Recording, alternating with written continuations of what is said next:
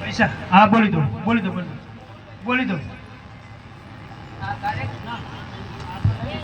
કાર્યક્રમની રૂપરેખા મુજબ અહીંયા 200 રૂપિયા સલીમભાઈ હમીદ ખાન તરફથી આપણને દાન મળેલ છે. દાનનો ગંગા અહીંયા વહેતી જ રહે છે. 1100 રૂપિયા શેખ રહેમત ખાન ફુલજીભાઈ તરફથી ગરીબ નવાજ હાઈસ્કૂલમાં દાન મળેલ છે. આવા દાતાશ્રીઓનો ખૂબ ખૂબ ધન્યવાદ. એના પછી ડોક્ટર શ્રી આદિલભાઈ ઇસ્માઇલભાઈ પોતાનું વક્તવ્ય રજૂ કરશે.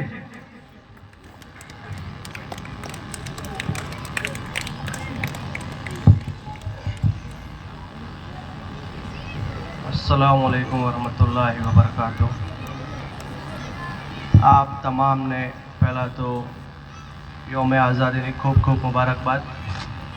अमने अँ बोलावा बदल अने अमने एक काबिल समझा कि अमारू तमे सम्मान करो अने अमारी स्पीच थी तमने कंईक मार्गदर्शन मळे एवो अमारा ऊपर फेज राखवा बदल खूब खूब आभार. Thank you so much. शुक्रिया. अमीर अरब को आई ठंडी हवा जहाँ से वो मुल्क है हिंदुस्तान हमारा. अल्हम्दुलिल्लाह हमारे हिंदुस्तान की हिस्ट्री 100-200 साल पुरानी नहीं है, हज़ारों साल पुरानी है. यहाँ पे कई वली मोहतरम कई हजरात आ गए और हमारे मुल्क को इतना शुरू किया. अल्हम्दुलिल्लाह आज 77वां आज़ादी का अवसर है और आज के दिन मैं आप सब लोगों को कुछ ऐसी बातें सिखाने जा रहा हूँ और कुछ ऐसी बातें बोलने जा रहा हूँ. एक्चुअली હું ગુજરાતીમાં જ આ વાક્યની શરૂઆત કરું કેમ કે આપણી માતૃભાષા ગુજરાતી છે અને તમને હિન્દી અને ઇંગ્લિશમાં એટલું કમ્ફર્ટેબલ નહીં લાગે અને મને પણ નહીં લાગે. બરાબર, તમે ગુજરાતી ભાષાને સરખી રીતે સમજી શકો એ માટે આપણે ગુજરાતીમાં આ ભાષાની સ્ટાર્ટિંગ કરશું. બરાબર. સૌથી પહેલાં તો કોઈ પણ બાળકની સક્સેસની શરૂઆત એની જિંદગીની સૌથી મોટી તાલીમની શરૂઆત એના ઘરથી થાય છે. બાળકની માં એ એને સંસ્કારો અને દુનિયાની અંદર કઈ રીતે એને સ્ટ્રગલ કરવાનું છે અને દુનિયાની સામે કઈ રીતે એને જિદ્દોજહદ કરવાની છે એના વિશે એની માં માર્ગદર્શન આપે છે. અને બાળકનો બાપ બાળકના પિતા એને હौसलो આપે છે કે બેટા આ જિંદગી તારે કેવી રીતે પાર પાડવાની છે. જો જિંદગી બહુ મોટી છે, કોઈ એક ડિગ્રી લેવાથી કે બે ચોપડી વાંચવાથી કે કોલેજમાં જઈને ડિગ્રી હાસિલ કરીને ઇંગ્લિશ રટવાથી તમારી આ જિંદગી પૂરી થતી નથી. બહુ બધી રીતે તમારે એક્સપર્ટ બનવું પડશે.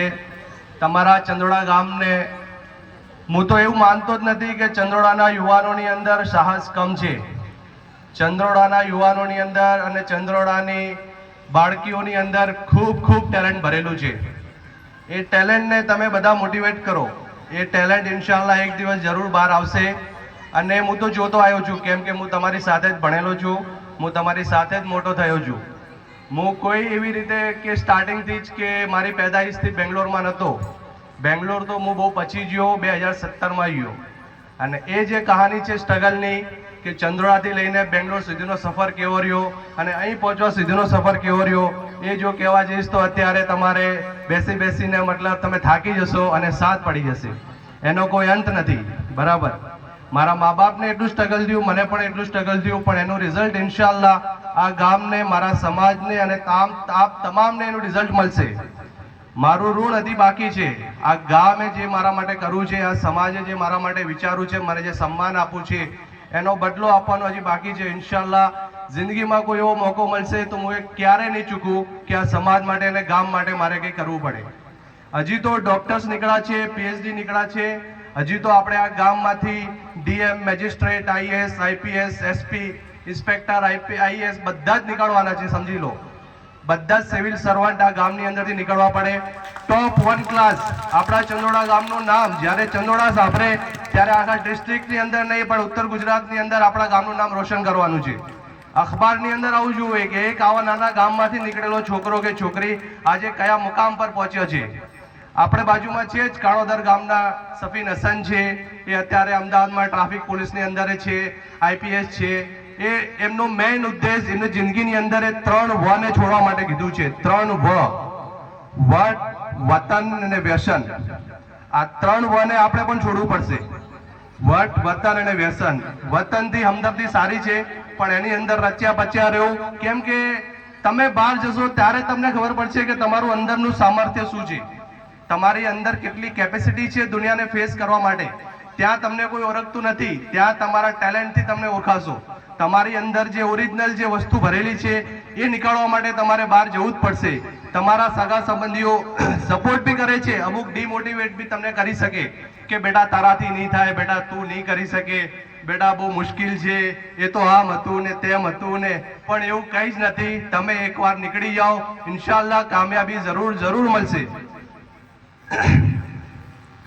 ઇસ્લામની અંદર આપણને સૂરા અલ ઇમરાનમાં ફરમાઈ દીધું કે કુંતુમ નફસિન ખૈરુ ઉમ્મતિન લિન્નાસ ઉખરિજતુન લિન્નાસ, કે તમને ઇન્સાનને પેદા કરા એ ઉમ્મતની ઇસ્લાહ માટે પેદા કરાયા.